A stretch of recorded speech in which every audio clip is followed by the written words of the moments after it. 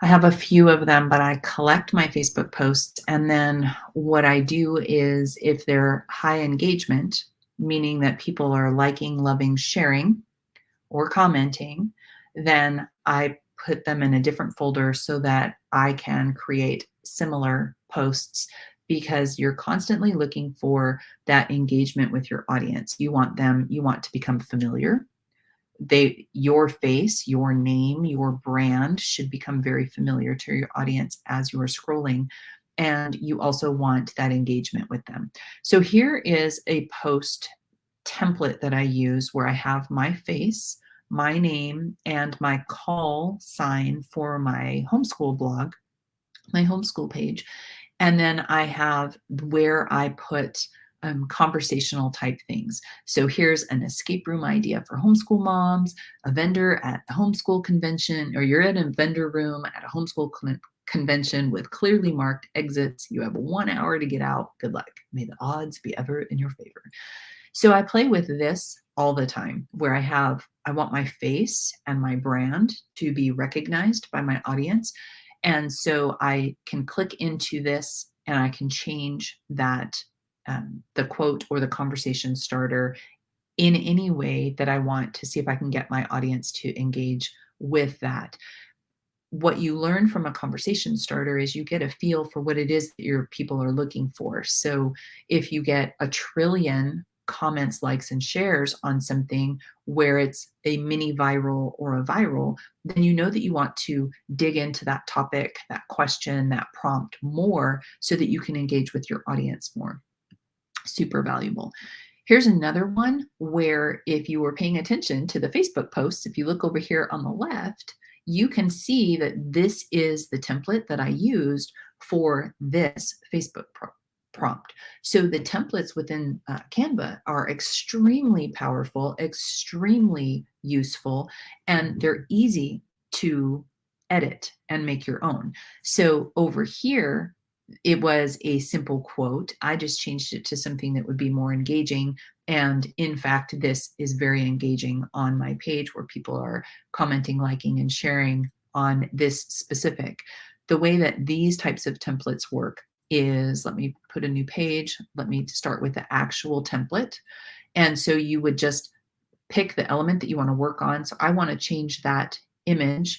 And what you can do is you can upload your brand image, you can upload pictures of yourself or something. And then you can simply, so let me put a woman, let me put a mom. So you can click and drag the images over. Oops, this one's locked. So you can put the image on the inside here. And then I can send it. I can send this part of the image to the front by clicking, holding. I have my shift key down and I've clicked on all those elements. And now I'm bringing them to the front. And now I've changed that original. Oops, I got rid of one of the quotation marks. I'm gonna get it like this. So you can play with it and you can bring things to the front. Do it again. You got to click on all the elements on this one. I'll show you why in a second. So there we go. So now I started with that original template and now I have added a different image and I can totally come in here and edit that text to be relevant to my audience. In Canva, one of the things when you have multiple images, you can click on this little grid view and it's going to pull up all of the images. So here are, you can see that I've played with that image. I'm actually testing this image right now inside of my homeschool page and my printables page, and I'm seeing which type of content people are engaging with more. I'm playing with breaking news. I'm playing with this same image across the top, but with a different text to see if people are engaging with that type of content.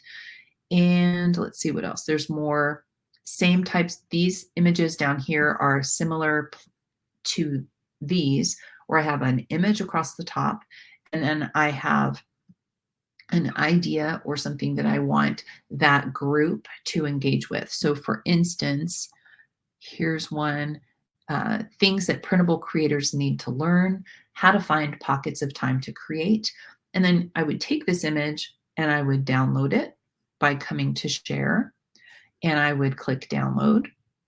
And right here in the file type to share on Facebook, you can share it as a JPEG or a PNG file. And then I'm going to select, I just want this one page to be selected. So I'm going to uncheck the all pages. I'm going to click the current page, which is page 65. And then I'm going to click done. That will actually download the image. And then I can use that to create a Facebook page where I can do anything I want with it. So I can use that as an image that links to a class that talks about being more time efficient or anything that's relevant. So again, inside of your Facebook posts, there are a bazillion different kinds of posts. They can be, so you can see these conversation starters. I use my face and my name and my blog or my website all the time so that people get familiar with who I am out there on the internet. And it's the same with any business. You want to brand yourself in a way that people will start to connect your face with your brand so that you become the expert in that field. So Canva, how to use Canva for Facebook posts. It starts with the amazing amount of templates that they have available for you. So let's just pull some of these templates out. You can have a short phrase for the day. You can have collages where you drag and drop. These are super fun.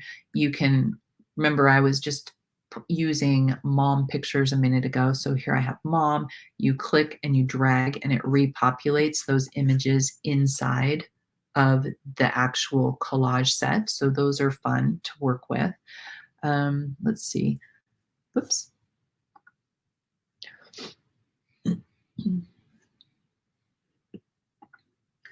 There are questions. Then you just can drag and populate the page. You can change the background color. So again, when it comes to using Canva for Facebook posts, you want to consider your audience. If your audience is small, you don't want to overwhelm them with posts every day. You want to create some great images, great posts that then you schedule out once or twice a day. Once your audience starts to get bigger and it starts to engage, then you can move that to 2 to 3 posts a day. And then once your page is really big and awesome, then you would want to be engaging with your audience more. But again, it's customized based on what your market is, who your target audience is. And Canva is an amazingly powerful tool to help you make high quality professional posts and images so that you can brand yourself better. So Canva for Facebook posts, it's amazing.